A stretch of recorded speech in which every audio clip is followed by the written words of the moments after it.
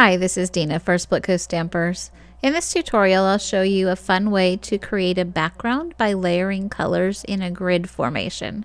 I'm going to start by creating an abstract grid on watercolor paper, and there's no right way to do this, but I like to start with 3 or 4 random lines from top to bottom, and then I usually make 5 lines from side to side, but you can vary that as you want. These can be straight lines or skewed lines, or you can ditch the ruler altogether and make curved and wavy lines. Totally up to you, just as long as the lines cross each other to make a grid of some kind. Next, you'll choose your medium and a few colors, and these again are up to you. I've got 2 warm colors and 2 cool colors here. If you want to have an idea of how your colors will interact and layer, you can make a quick practice grid like this and see what happens when the colors overlap. You will want to use a medium that is transparent or semi-transparent so that you can see through the layers when they overlap. So water-based or alcohol inks, watercolors, colored pencils are all great options. To get going with the background, we're going to color across the horizontal layers one by one and try to keep your coloring even, however that works best with the coloring medium you choose. If you have streaks in your coloring, those will show through, and I'll show you what I mean shortly. You can create a pattern with your colors or just use them in random order. Doesn't really matter.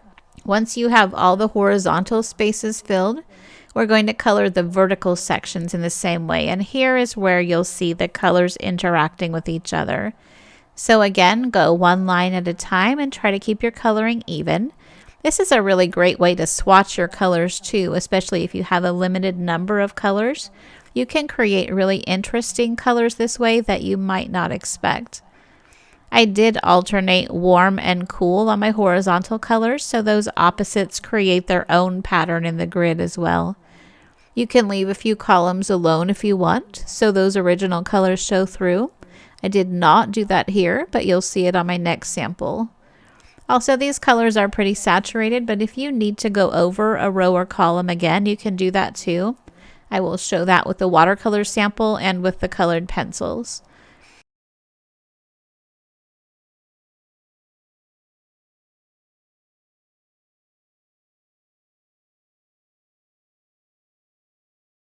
Here is a sample I did earlier, thinking that streaks would blend themselves out here, and they did not. So you may want that look, but here is how the two look side by side. Here's my panel on a finished card. I decided to pull out some of my house mouse stamps today.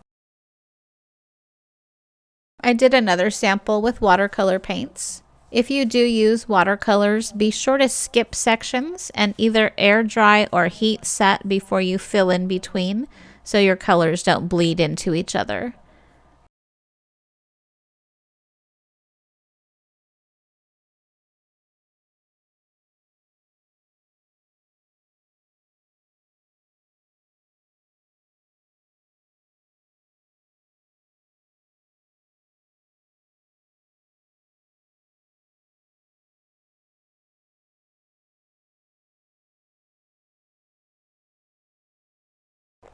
For my cross sections, I used the blue violet, which is a really strong contrast. So I decided not to fill in every space, and that is absolutely up to you as well. I also went ahead back in with more of the blue violet after the first layer dried, just to strengthen that color a little bit. So remember that you can go back and reinforce your colors if you need to.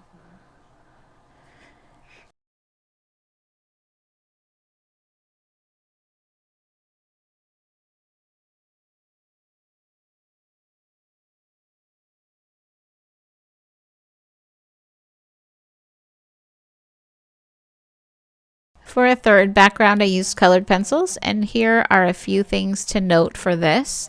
I'm using a really light pressure to color and keeping my pencils sharp, and this will allow you to do multiple layers without smashing down all the tooth of your paper. Holding my hand toward the end of the pencil helps me keep my pressure light, so that may help you as well.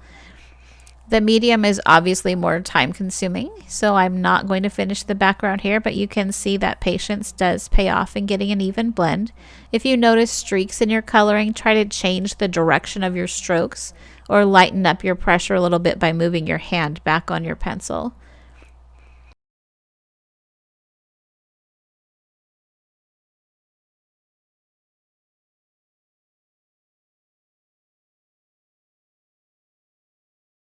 Another thing that you can do to brighten and saturate your coloring is to go back and repeat your layering.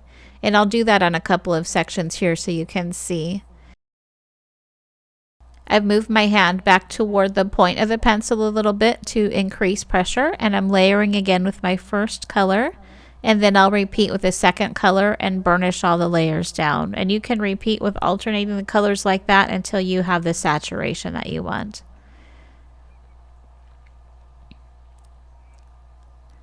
So here's that panel on a finished card, and even though this one took the longest, it is my favorite. I hope you'll give this a try. There are so many possible variations with lines, colors, and mediums to create backgrounds, or just as an exercise in color mixing or discovering colors you didn't know you had. Thank you so much for watching.